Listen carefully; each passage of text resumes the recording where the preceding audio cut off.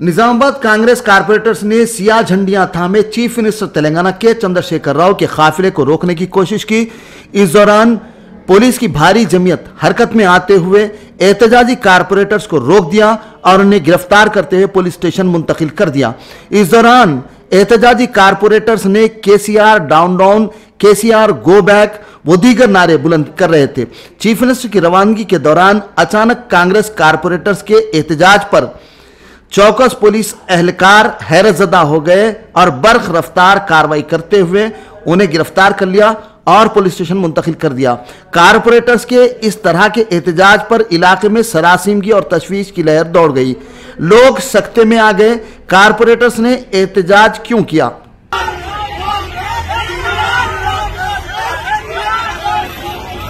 ना